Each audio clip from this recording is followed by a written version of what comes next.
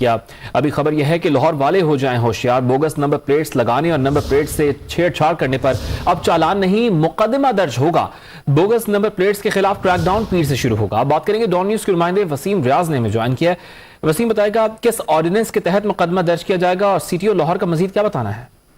دیکھیں بالکل جو مقدمات ہیں وہ موٹر وہیکل آرڈیننس 97A کے تحت جو ہے وہ درج کیے جائیں گے۔ بوگس نمبر پلیٹ سے چھیڑ چھاڑ کرنے والوں کو 2 سال قید یا 2 لاکھ روپے جرمانہ، یہ دونوں جو ہے وہ سزائیں ہو سکتی ہیں۔ اس کے علاوہ سی ٹی او لاہور نے یہ بھی واضح کیا ہے کہ جعلی نمبر پلیٹ تیار کرنے والے اور گاڑیوں پر لگانے والے جو ہے ان کے خلاف بھی سخت ایکشن جو ہے وہ لیا جائے گا، جن کو 1 لاکھ روپے جرمانہ اور 1 سال کی قید جو ہے وہ ہو سکتی ہے۔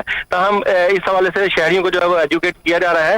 ٹریفک پولیس نے محکمہ ایکسائز کے ساتھ مل کر 17 مشترکہ ٹیمیں جو ہے وہ تشکیل دے دی ہیں جو شہر کے مختلف مقامات پر تعینات ہوں گی۔ اس کے علاوہ شہر کے جو داخلی خارجی راستے ہیں ان کو خصوصی جو ہے وہاں پر ٹیموں کو تشکیل دیا جائے گا، کیونکہ شہر میں داخل اور جانے والی گاڑیوں کو جو ہے وہ ان کے خلاف سخت کارروائی کا اندیا دیا گیا ہے۔